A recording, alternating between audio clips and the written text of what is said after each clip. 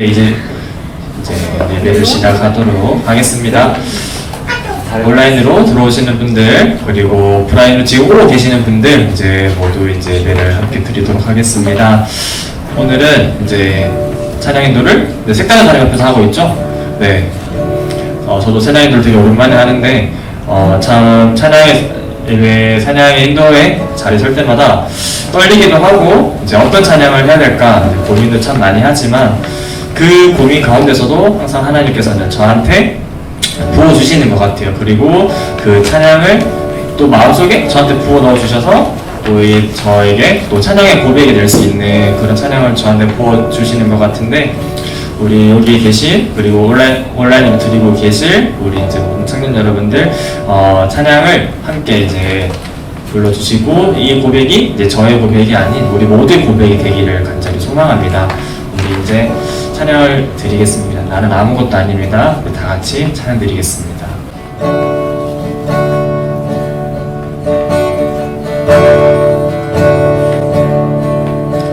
나는 아무것도 아닙니다. 주님의 사랑이 없으면 나는 아무것도 모릅니다. 주님의 지혜가 없음 나는 아무것도 못합니다. 나는 아무것도 못합니다. 주님의 능력이 없으면 나는 한순간도 못 삽니다. 주님의 생명이 없으면 이제 내가 사는 건 아니요. 그리스도 내 안에 사시니 오직 그의 생명이 나의 생명, 나의 모든 날들도 주의 것. 나는 오직 한 분 알아옵니다. 나의 아버지, 나의 구원, 나의 주. 다시 한번 찬양합시다. 나는 아무것도 아닙니다. 나는 아무것도 아닙니다. 주님의 사랑이 없으면 나는 아무것도 모릅니다. 주님의 지혜가 없으면 나는 아무것도 못합니다. 나는 아무것도 못합니다. 주님의 능력이 없으면 나는 한순간도 못 삽니다. 주님의 생명이 없으면 이제 내가 사는 건 아니요. 그리스도 내 안에 사시니 오직 그의 생명이 나의 생명, 나의 모든 날들도 주의 것. 이제 내가 사는 건 아니요. 그리스도 내 안에 사시니 오직 그의 생명이 나의 생명, 나의 모든 날들도 주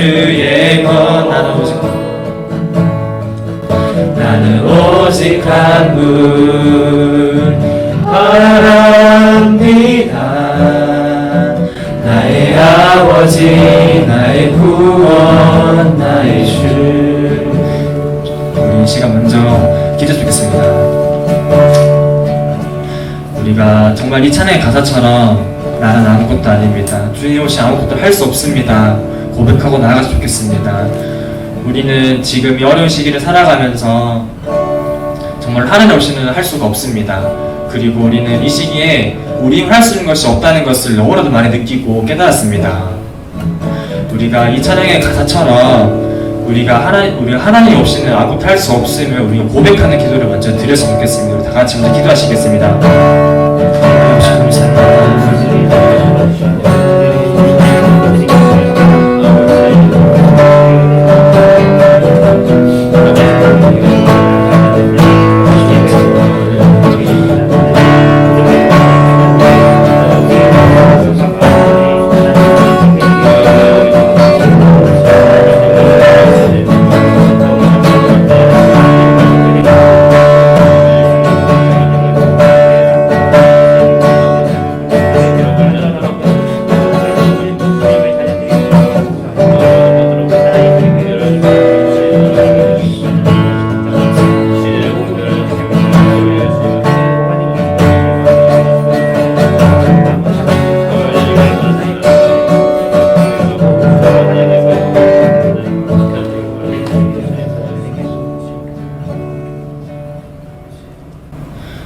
우리 이 시간 함께 박수 치시면서 찬양을 올려드렸으면 좋겠습니다.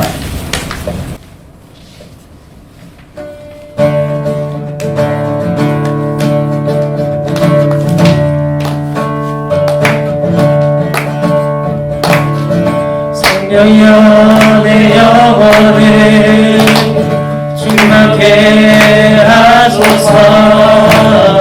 내 속에 강물이 넘쳐나게. 성령이여 내 영혼을 충만케 하소서. 내 속에 강물이 넘쳐나게.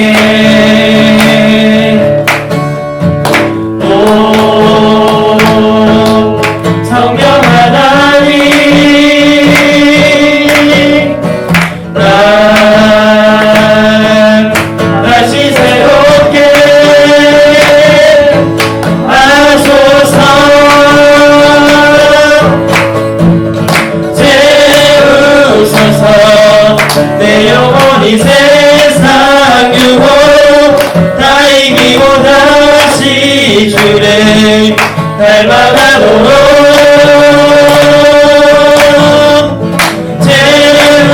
채우소서.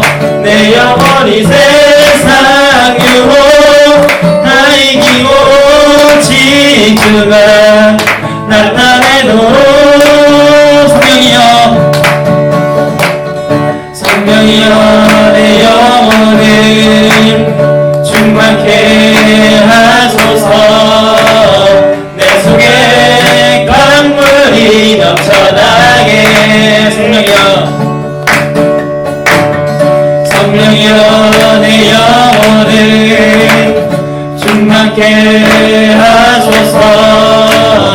내 속에 강물이 넘쳐나게. 오 성령 하나님 날 다시 새롭게 하소서. 채우소서. 내 영혼이 세상 유혹 다 이기고 다시 주를 닮아가도록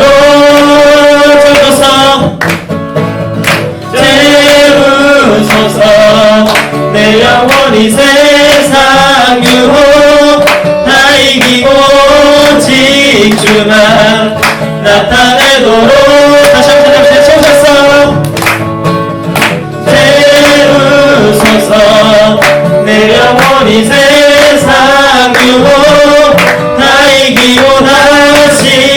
주를 닮아가도록 채우소서. 내 영혼이 세상 유혹 다 이기고 오직 주만 나타내도록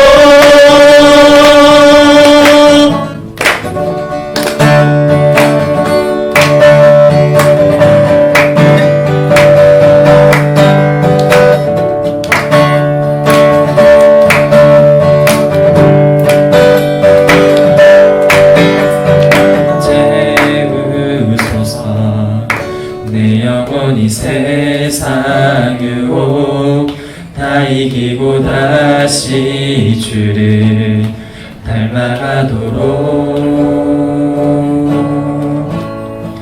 채우소서.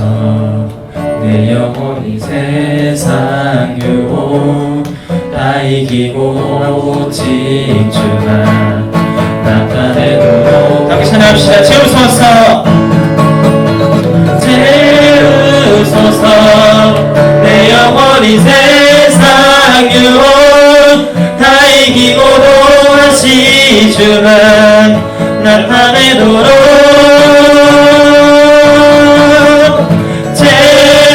채우소서. 내 영혼이 세상 유혹 다 이기고 오직 주만 나타내도록. 마지막 찬양합시다. 채우소서. 채우소서. 내 영혼이 세상 유혹 다 이기고 다시 주를 닮아가도록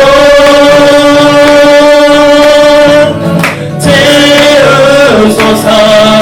내 영혼이 세상 유혹 다 이기고 오직 주만 나타내도록. 하나님께 영광 돌리시다. 할렐루야.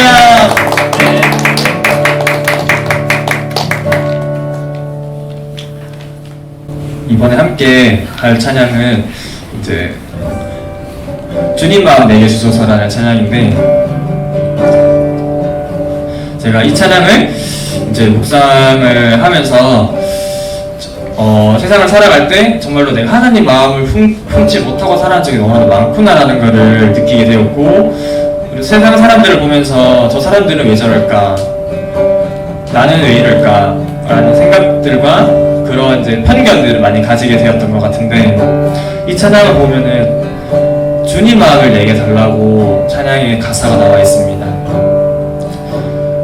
우리가 정말 살아갈 때 인간적인 마음으로 살아가기가 너무나 힘든 시대를 살아가고 있습니다. 특히 우리 믿는 그리스도인들에게는 더욱더 힘들어져 가는 세상을 살아가고 있습니다. 우리가 이럴 때 정말로 주님의 마음 없이 살아가기가 너무나 힘들어져 가고 있습니다. 우리가 정말로 이 주님의 마음으로 살아가야만이 우리가 이 세상을 이길 수가 있고, 우리가 믿지 않는 자들한테 말씀을 전할 수가 있으며, 우리가 그들을 주님께로 돌아오는 그런 통로 역할을 할 수가 있습니다. 그래서 제가 이 찬양을 묵상하면서 저한테도 그런 마음을 주셨던 것 같아요. 주님 마음으로, 너가 나의 마음으로 일을 감당하라고, 사역을 감당하라고, 그리고 너가 지금 살아가고 있는 거의 삶의 터전에서 나의 마음으로 세상 사람들을 바라보고 나의 시선으로 그들을 바라보길 바란다라는 그런 묵상을 저한테 주셨고, 그 묵상과 연관되다 보니까 이 찬양을 여러분과 함께 나누게 되었습니다. 우리가 이 찬양을 들으실 때 정말로 주님 마음을 내게 달라고, 우리가 정말로 세상 살아가는데 힘들지 않도록, 그리고 우리 세상 살아가는데 이겨낼 수 있는데 오직 그것은 주님밖에 없다고, 우리가 그런 정말로 진실된 고백으로 찬양하기를 소망합니다.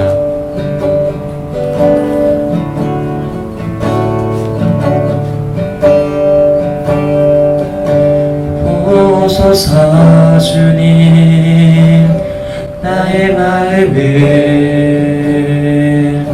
선한 것 하나 없습니다. 그러나 내 모든 것 주께 드립니다. 사랑으로 안으시고 하소서. 보소서 주님, 나의 마음을 선한 것 하나 없습니다. 그러나 내 모든 것 주께 드립니다. 사랑으로 안으시고 날 새롭게 하소서. 주님 마음 내게 주소서. 내 아버지 주님 마음 내게 주소서.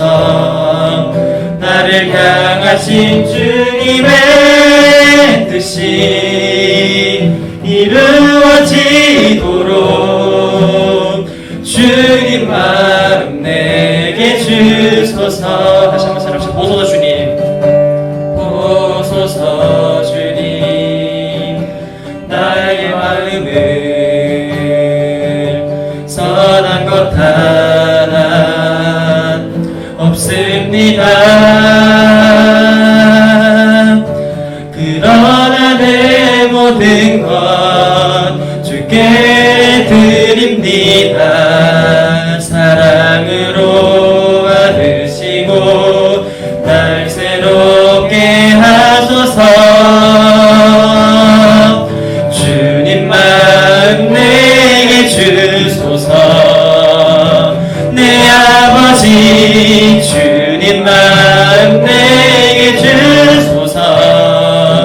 나를 향하신 주님의 뜻이 이루어지도록 주님 마음 내게 주소서. 주님 마음 내게 주소서. 주님 마음 내게 주소서. 내 아버지 주님 마음 내게 주소서. 나를 향하신 주님의 뜻이 이루어지도록 주님 마음 내게 주소서. 내게 사랑을 가르치소서. 당신의 마음으로 용서하게 하소서. 주의 성령 내게 채우사 주의 길 가게 하소서. 주님 당신 마음 주소서. 주의 성령 내게 채우사 주의 길 가게 하소서. 주님 당신 마음 주소서.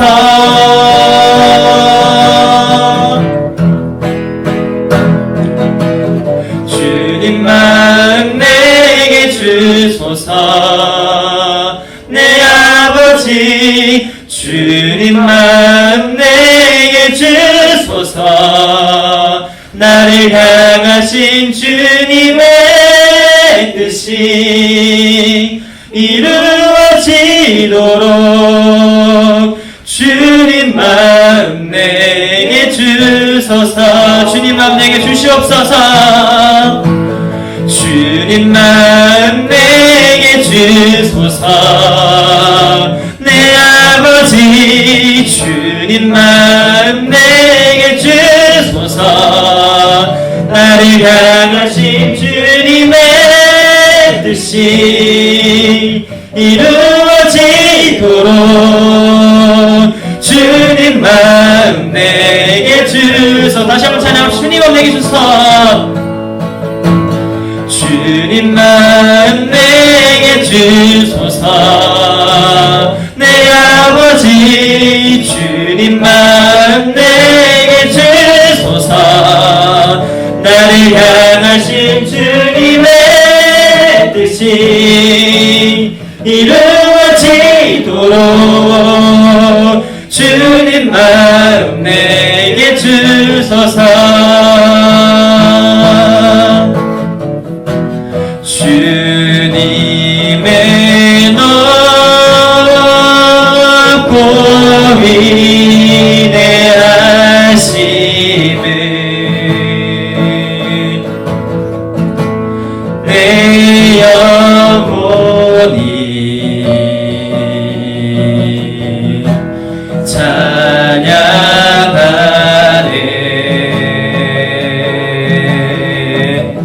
주님의 높고 위대하심을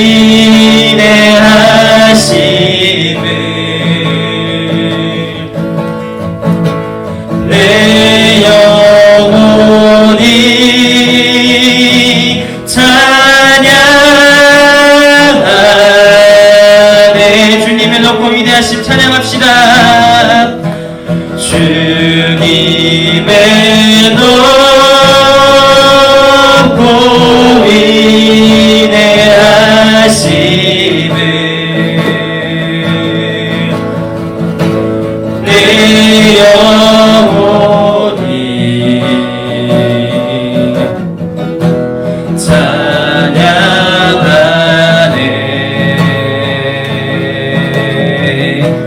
주님의 높고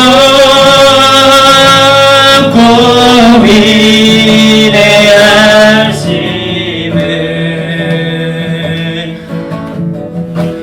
내 영혼이 찬양하네. 목소리로 고백합시다. 주님의 높고 위대하심을 내 영혼이 찬양하네.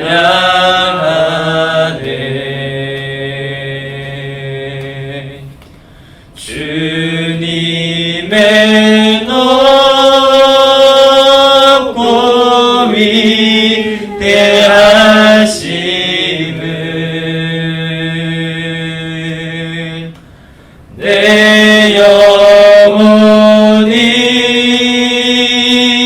찬양하네.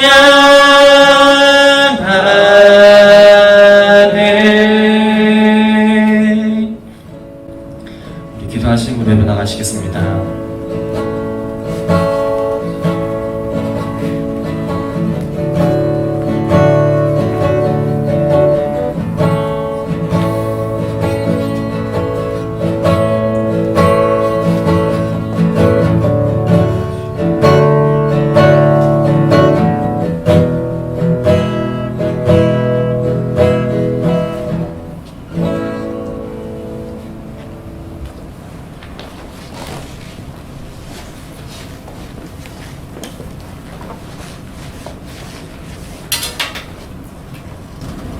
다같이 사도신경으로 우리의 신앙을 하나님께 고백하겠습니다.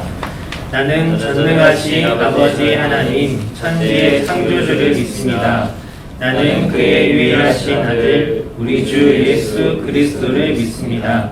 그는 성령으로 잉태되어 동정녀 마리아에게서 나시고 본디오 빌라도에게 고난을 받아 십자가에 못 박혀 죽으시고 장사된 지 사흘 만에 죽은 자 가운데서 다시 살아나셨으며 하늘에 오르시어 전능하신 아버지 하나님 우편에 앉아 계시다가 거기로부터 살아있는 자와 죽은 자를 심판하러 오십니다. 나는 성령을 믿으며 거룩한 공교회와 성도의 교제와 죄를 용서받는 것과 몸의 부활과 영생을 믿습니다. 아멘. 우리 같이 찬송가 261장입니다. 찬송가 261장 함께 찬양하겠습니다. 이 세상의 모든 죄를 맡기시는 주의 보혈 성자 예수 그 귀한 피 찬송하고 찬송하세. 주님 앞에 멀리 떠나 길을 잃고 헤맬 때에 나의 뒤를 따라오사 신이 구원하셨도다. 이 눈보다 더 주의 흘리신 보혈로 희게 씻어 주옵소서. 다시관을 쓰셨으니 피로 얼굴 묻으셨고 십자가의 모진 고통 나를 위해 당하셨네.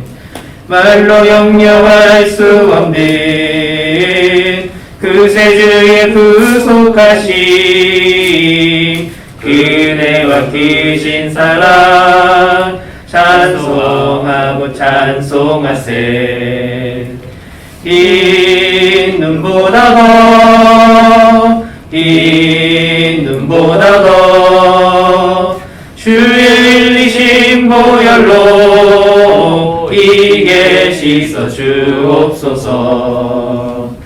아버지를 멀리 떠나 다른 길을 저버리고 여러 가지 죄악으로 주홍같이 되었으니 물같은 것 가지고는 씻을 수가 주 없네. 주영이란 도배 피로 날 정결케 하옵소서.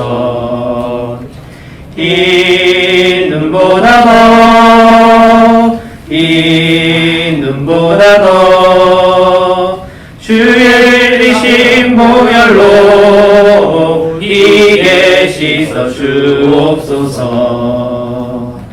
아멘. 지금 이 시간 이세령 형제 나와서 기도 인도하겠습니다.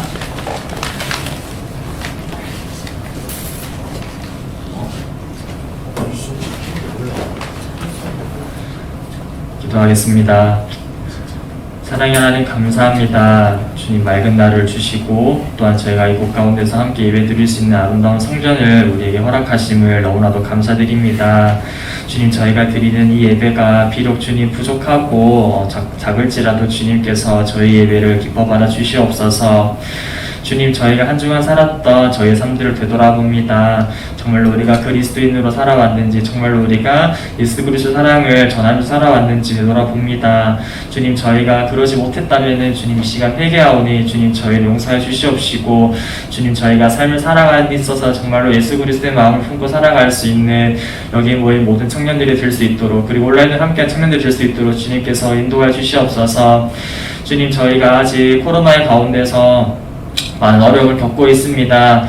주님 저희가 이 어려움 가운데서도 주님 저에게 주님의 지혜를 허락하시어서 이 위기를 정말로 슬기롭게 잘 넘겨서 이 위기가 정말로 기회가 될 수 있는 그런 사역의 장이 될 수 있도록 주님 아버지와 저희 모든 한 사람 붙잡아 주시옵시고 주님 저희가 코로나로 낙심하고 있는 형제 자매들이 있다면 주님께서 위로의 손길을 뻗으셔서 정말로 이 코로나 가운데서 힘든 이가 없도록 주님께서 저희를 지키고 보호해 주시옵소서.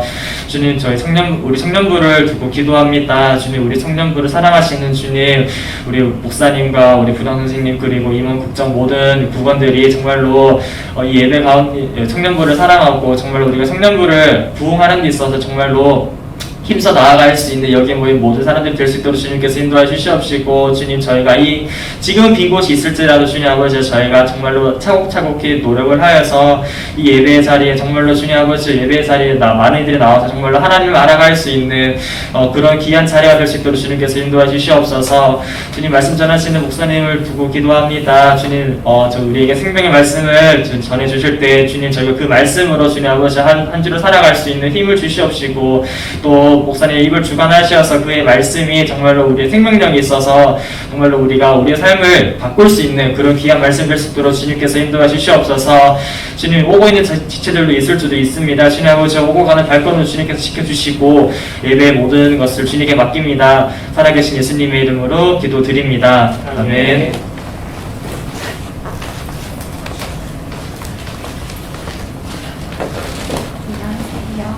안녕하세요. 감사의 제사 전영주입니다. 저 첫 번째로 감사할 것은 건강을 지켜주심에 감사드립니다. 지금까지 크게 안 아프고 안 다친 것에 감사드립니다. 두 번째는 요즘 집에서 가족들이랑 좋은 시간 많이 보낼 수 있음에 감사드립니다. 마지막은 앞으로 제가 어디로 어떻게 갈지 모르지만 잘 가는 모든 길 함께 해주신 하나님께 감사드립니다. 다음 주는 그러면은 이세령 형제가 하겠습니다. 그리고 바로 성경 공부 가시겠습니다. 오늘은 로마서 5장 19절에서 21절입니다. 로마서 5장 19절에서 21절 말씀입니다. 제가 읽겠습니다. 한 사람이 순종하지 아니함으로 많은 사람이 죄인된 것 같이 한 사람이 순종하심으로 많은 사람이 의인이 되리라. 율법이 들어온 것은 범죄를 더하게 하려 함이라. 그러나 죄가 더한 곳에 은혜가 더욱 넘쳤나니 이는 죄가 사망 안에서 왕노릇한 것 같이 은혜도 또한 의로 말미암아 왕노릇하여 우리 주 예수 그리스도로 말미암아 영생에 이르게 하려 함이라. 아멘.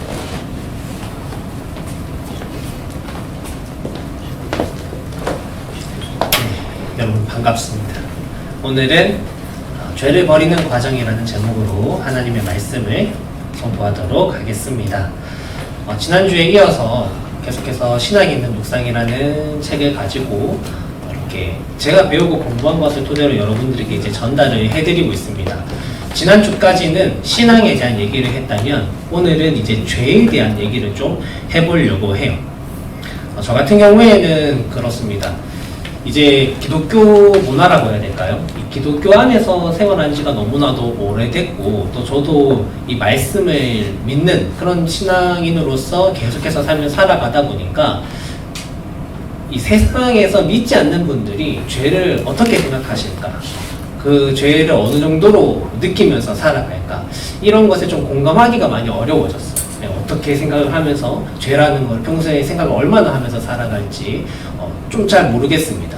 그런데 돌이켜보니까 사실 우리도 똑같더라고요. 정작 교회 다닌다고 해서 그럼 잘 아는가 했을 때 우리 지난 시간에 그런 얘기를 했었잖아요. 신앙이란 단어를 자주 얘기하지만 우리가 그 신앙에 대해서 잘 모르고 살아갈 때도 많이 있는 것처럼 죄도 마찬가지예요. 우리가 뻑하면 하는 말 있지 않습니까? 전 죄인입니다. 이런 얘기들. 성경에 보면 우리 의인은 없대 하나도 없다는 그 말씀을 붙들고 우리는 다 죄인이라고 얘기를 하잖아요. 그런데 정작 진짜 뭐가 죄인지 사실 구분하지 못하는 그런 모습이 우리 안에 있을 수도 있고 또 내로남불이라고 해서 상황과 어떤 대상에 따라서 이 죄가 죄가 됐다가 안 됐다가 하는 상황도 생기고요.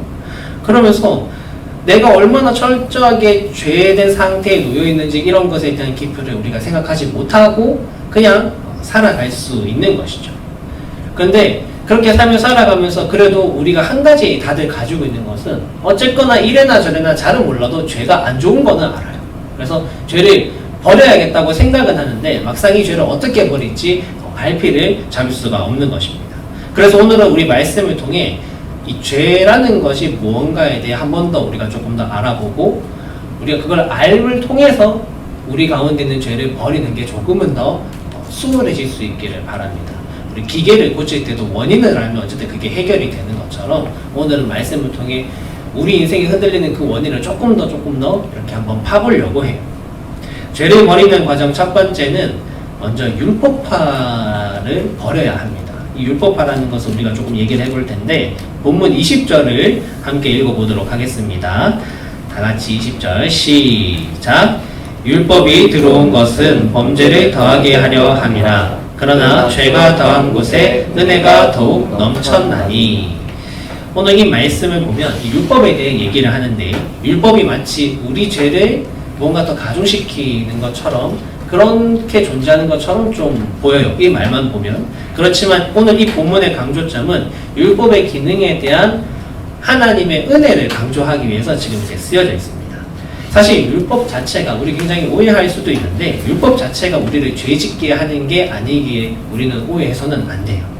당시 바리새인들에게는 굉장히 많은 율례가 있었습니다. 할라카라고 해서 613개의 율례를 이들이 이제 지켰어야 됐어요. 지켰어야 되는데 이걸 가지고 율법을 해석을 했다라고 해요. 근데 예수님은 이 율법을 바라볼 때 그들이랑 바라보는 관점이 달랐던 거죠. 단편적인 예로 신약 성경을 우리가 살펴보면 근본적으로 같은 율법정을 가지고 바리새인들과 예수님의 의견이 달라서 충돌하는 걸 우리는 자주 찾아볼 수 있습니다. 율법은 분명히 우리가 죄 짓는 것이 무엇인가 이걸 알려주는 중요한 근거가 되는데, 이걸 어떻게 인식하고 바라보느냐에 따라서 그 삶에 나타나는 차이가 굉장히 큰 거죠.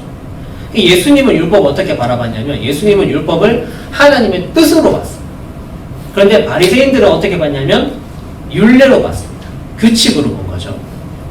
따라서 하나님의 뜻을 우리의 생각으로 일정한 율례로 만들어 버리는 걸 율법화라고 해요. 그러니까 하나님의 뜻이 예를 들어서 정의, 믿음, 사랑 이런 것인데, 이거를 우리가 율법화하게 되면 이게 정해진 제물, 11조의 횟수, 예배 드리는 횟수 이런 걸로 변합니다. 그걸로 환원을 시키는 거죠. 예수님이 바리새인들을 질타를 하는데 그 이유는 그들이 율법을 안 지켜서가 아니에요. 그들은 굉장히 많은 것들을 지키면서 살았습니다. 모범적인 생활이었어요. 그래서 많은 사람들이 실제로 바리새인들을 존경하기도 했습니다. 그게 이미 바빌론 포로 귀환 때부터 민족의 어떤 신앙의 정체성을 잃지 않기 위해서 시작된 게 바리새인이거든요. 그렇게 해서 모범적인 삶을 살았는데, 그런데 문제는 뭐냐면 율법과 율례 안에 하나님의 뜻이 빠졌다라는 거예요. 그렇다 보니까 뭔가 한 건 되게 많고 되게 많은 걸 지켰는데, 예수님이 그들 앞에 본질을 딱 들이대면 이들이 다 발을 빼는 겁니다. 성경에 이런 경우가 되게 많아요. 엄청나게 많은 케이스가 있지만 오늘은 그 중에 아나니아와 삽비라 얘기를 잠깐 해보겠습니다. 아나니아와 삽비라 혹시 아십니까? 이 초대교회의 성도였어요. 주변에 다른 사람들이 막 자기 논도 팔고 집 팔고 냉장고 팔아서 막 교회 갖다 바치니까 자기들도 그게 하고 싶었나 봐요. 그래서 자신들의 재산을 다 팔아가지고 교회에 헌금을 합니다. 헌금을 하는 건 율례예요. 규칙이에요. 그런데 그걸 하는 게 나쁜 게 아니에요. 하는 거 너무너무 좋아요. 그렇지만 그들의 그 율례만 있었을 뿐 하나님의 뜻이 빠져 있었죠. 정작 재산을 다 팔고 헌금을 내려고 보니까 아까운 거예요. 그래서 일부는 숨기고 속이고 나아갔습니다. 그렇게 되니까 그걸 이제 베드로가 다 알아보고 하나님이 아시고 그들이 그 자리에서 죽임을 당하게 되는 굉장히 큰 징벌을 당하게 되죠. 오늘날 우리도 마찬가지예요. 내가 이 시대에 바리새인으로 살아가고 있지 않는지를 우리는 조금은 고민해봐야 됩니다. 율법화의 되게 무서운 점이 뭐냐면 결국에는 사실 까놓고 보면 내가 세운 기준이라는 거예요. 교회에서 막 다 지켜야 되는 것들인 것처럼 보이지만 사실은 내가 세운 기준. 하나님의 뜻이 빠진 거. 그런데 이렇게 행하다 보면 마치 나는 주님의 뜻을 다 이루었다라고 착각하게 되는, 그것이 바로 율법화입니다. 주의 성수, 감사헌금 11조, 또 내가 보기에 교회 다니는 청년이라면 이렇게 행동해야 되는데 회장은 이렇게 해야지, 부회장은 이래야지, 이런 내가 세운 여러 가지 기준들로 사람을 우리는 판단할 수 있다는 거예요. 당연히 주의 성수, 감사헌금 11조 이렇게 우리가 지켜오는 것들 엄청나게 중요하죠. 그런데 이거를 하느냐 안 하느냐의 그 어떤 횟수적인 차이가 내가 사람을 바라보는 판단의 기준이 되면 그건 우리가 조심을 해야 한다는 겁니다. 역으로 우리가 생각을 해서 주의 성수 정말로 잘하고 진짜 헌금 꼬박꼬박 너무너무 잘하는데 그 사람 마음에 하나님 향한 마음이 없을 수도 있잖아요. 그럼 그건 옳은 걸까요? 그것도 아니거든요. 그게 아니어서 예수님이 바리새인들을 질타하신 거예요. 그거 다 했다니까요. 바리새인들은 예배 절대 안 빠지고 매주 금식 기도하고 얼마나 대단합니까? 막 여기 항상 앉아있고. 그런데 그들의 모습을 질타하셨다고요. 누군가를 바라봤을 때 만약에 그 사람의 어떤 행동이 내 마음에 걸린다면 우리는 먼저 나를 돌아봐야 합니다. 내가 정말 하나님의 사랑으로 그에게 다가갔는가. 예를 들어서 예배만 두고 봤을 때도 내 마음속에 저 사람 왜 예배 안 드려? 이런 생각이 들고 저 사람 왜 예배 요새 빠지지? 쟤 신앙 좀 떨어진 거 아니야? 이렇게 만약에 내 안에 생각이 든다면 우리의 생각을 다시 한번 바꿔야 돼요. 그 사람의 믿음 없고 그 사람이 나쁜 게 아니라 오늘 내 모습 속에서 내가 진짜 그리스도의 사랑으로 그 사람이 자발적으로 하나님께 감사하며 예배 드릴 수 있게끔 그렇게 나아갔냐라는 것입니다.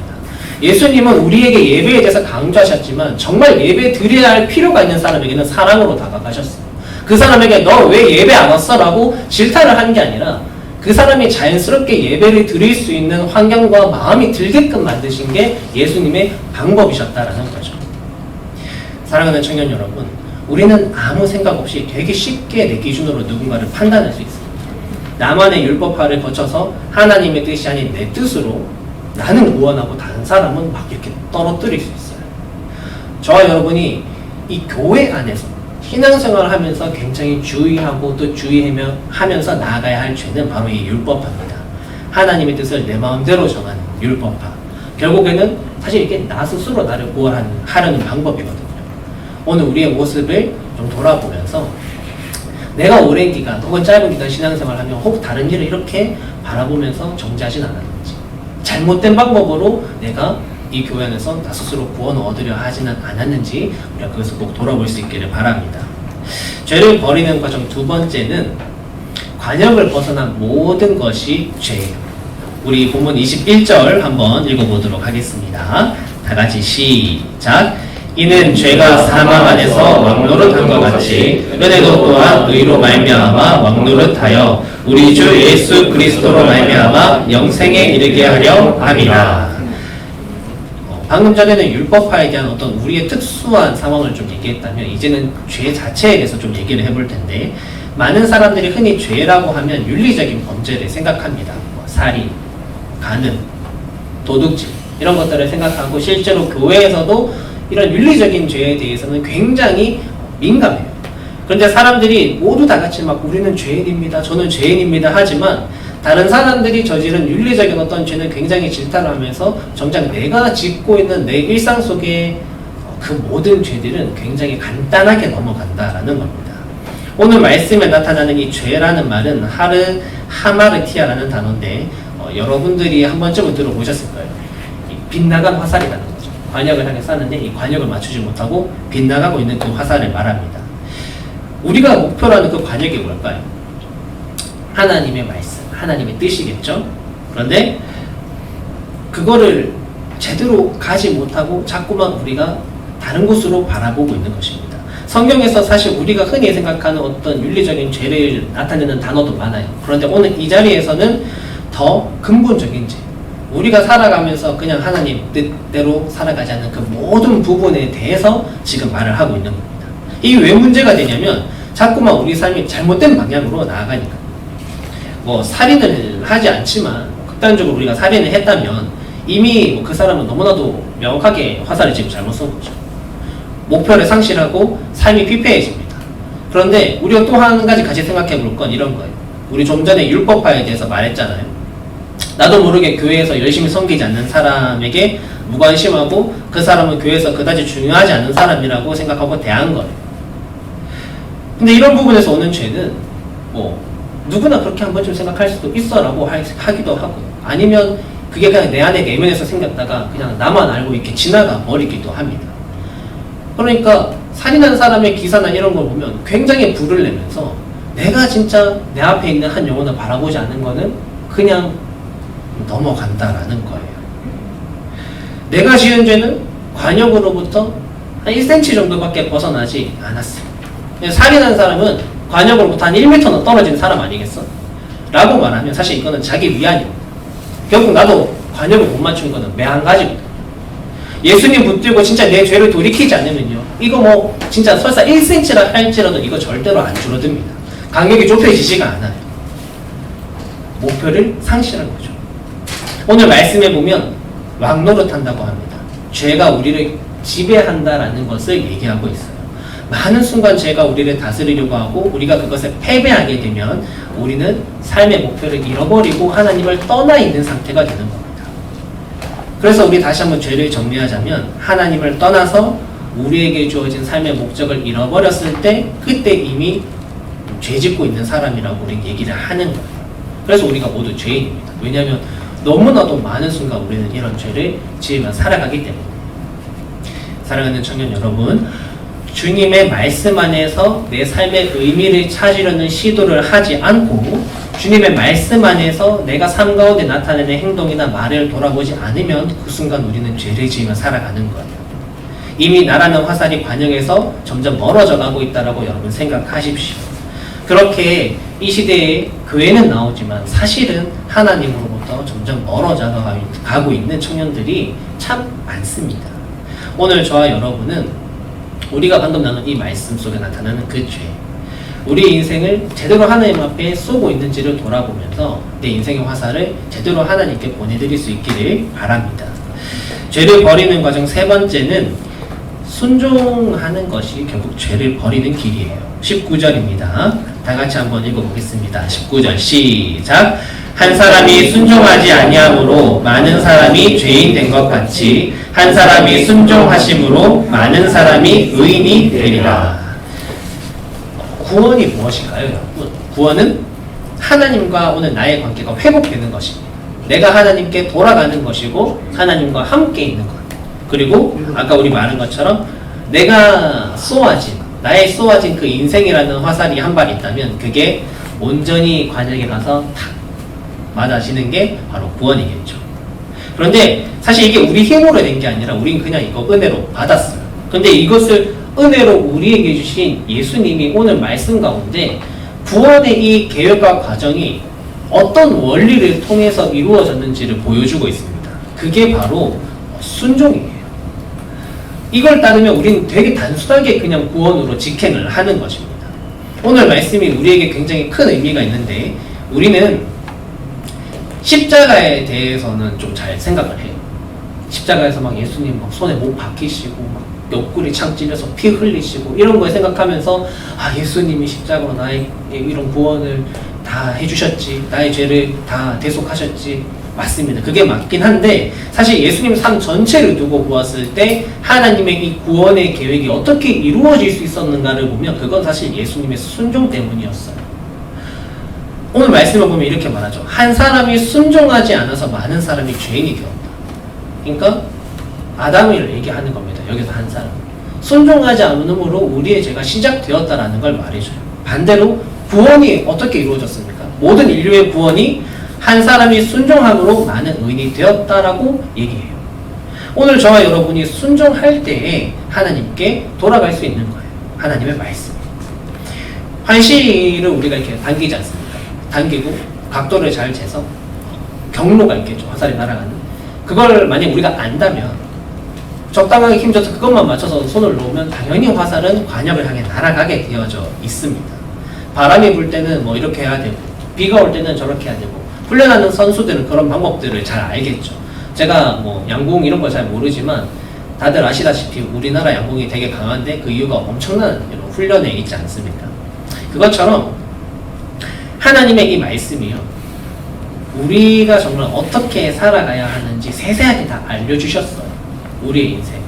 그리고 이제 우리는 그거 맞춰서 순종하기만 하면 하나님 말씀대로 순종해서 땡겨서 놓기만 하면 그냥 관역 가서 맞는 겁니다.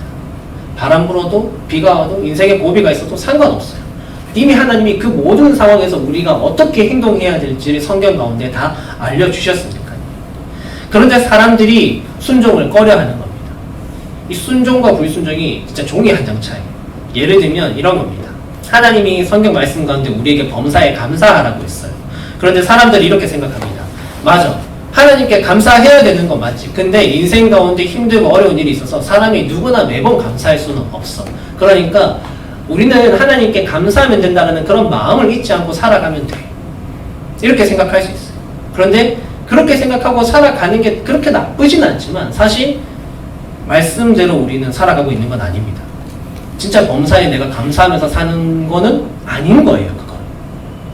근데 우리가 그것을 받아들이고 내가 그 말에 순종하기만 하면 하나님이 우리를 구원의 길로 이끌어 가신다라는 겁니다. 우리는 많은 순간 하나님의 말씀을 있는 그대로 따르는 것에 대한 중요성을 잊어버려요. 하나님의 말씀을 자꾸만 내 편의에 맞춰서 내 상황에 맞춰서 달라질 수 있고 좀 덜 지켜도 되는 그런 것으로 바꿔버립니다. 그러나 여러분 순종은 되게 단순한 거예요. 가라고 하면 가고 오라고 하면 오고 말하라고 하면 하고 기도하라고 하면 하는 것이 순종입니다. 내 인생의 화살이 제대로 직진하려면 주신 말씀에 순종하는 그런 지혜가 오늘 저와 여러분 가운데 있기를 간절히 바랍니다. 사람들이 자꾸 율법과에 빠지는데 그 이유는 내 뜻대로 자꾸만 가려고 하고 또 자꾸만 무언가 성취를 하려고 해요.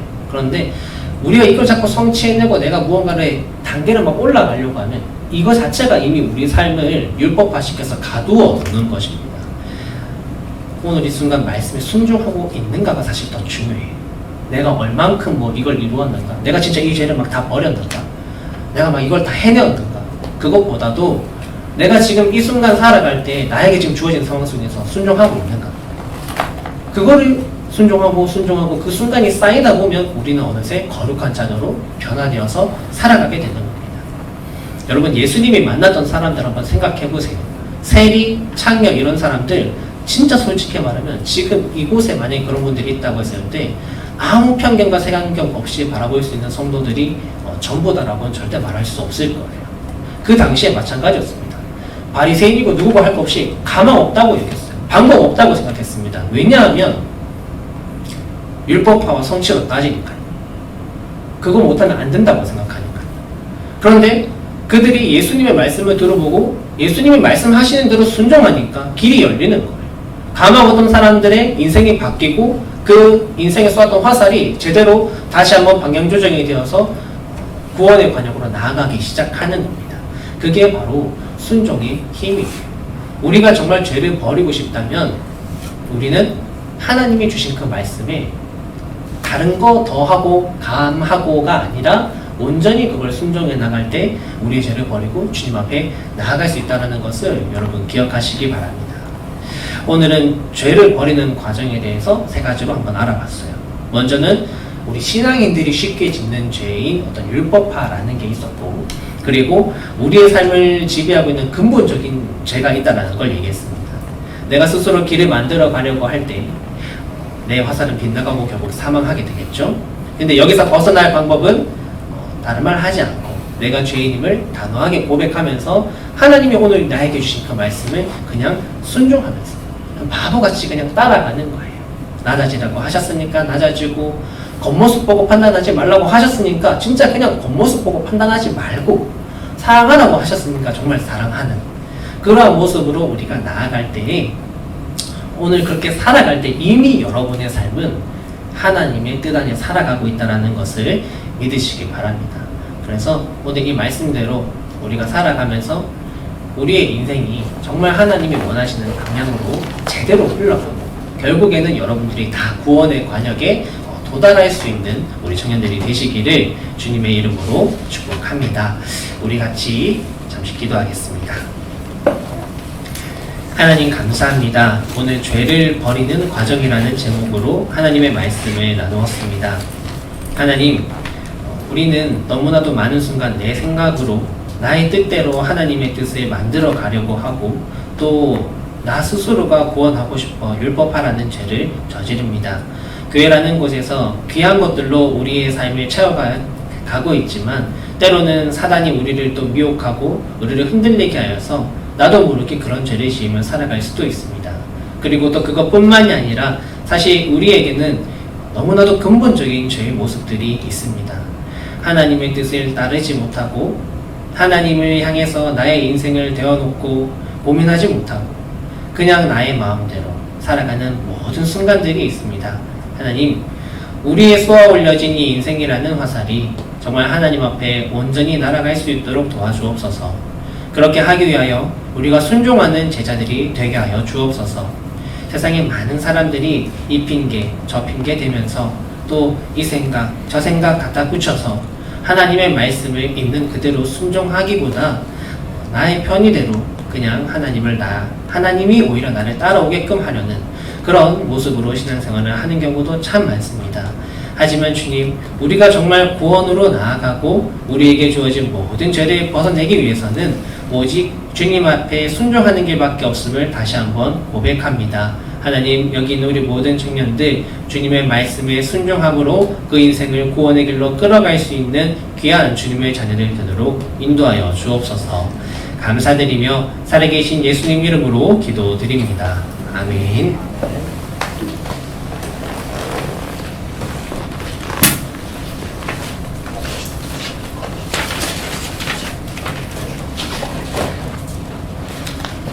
네, 오늘 예배 오신 여러분들을 진심으로 환영합니다. 그리고 별 다른 광고는 다 똑같습니다. 청년 스포츠 모임이 이제 재개할 예정입니다. 그래서 이번 주에 관심 가지시고 모이시면은 진행하려고 하니까 많은 관심 부탁드리고, 신쿵 버전도 계속 진행되고 있습니다. 그리고 100일 성경 통역도 이제 얼마 남지 않았고요. 그다음에 리더 훈련은 저기 뒤에 있는 이제 신청서가 있습니다. 신청서를 작성해 주시면 되고, 기도회는 목요일 밤 9시 맞나요? 네, 이번 주는 목요일 밤 9시라고 합니다. 그래서 많은 관심 부탁드립니다. 네, 광고 끝입니다.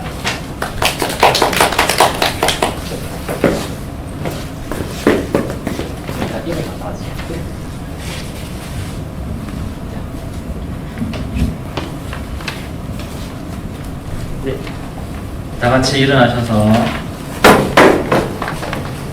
화장과 결단의 시간을 갖도록 하겠습니다. 갖다 놓으면 되지.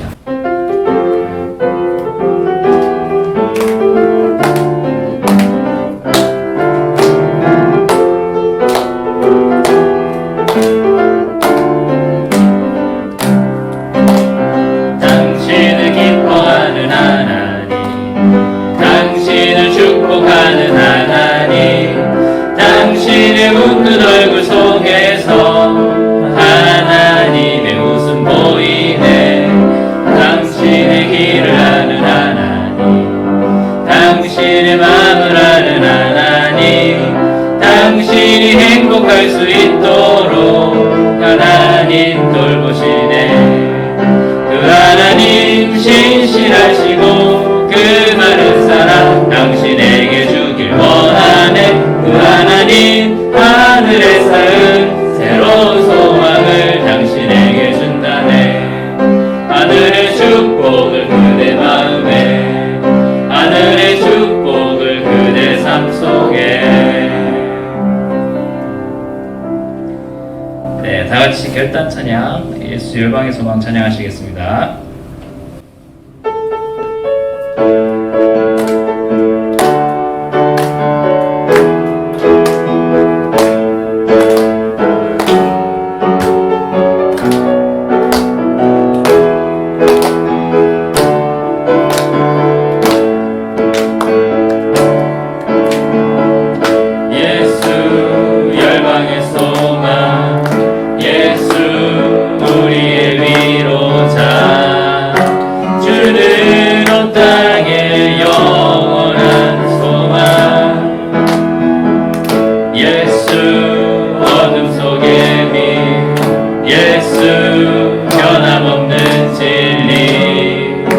주는 온 땅에 빛이 되시네.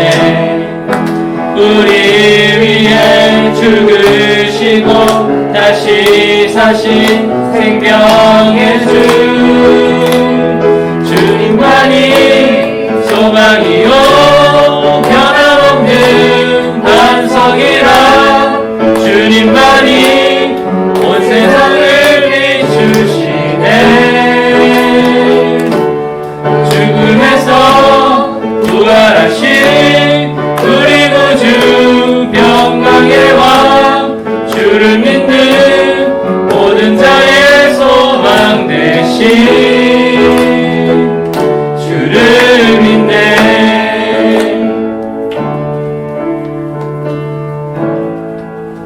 기도하겠습니다.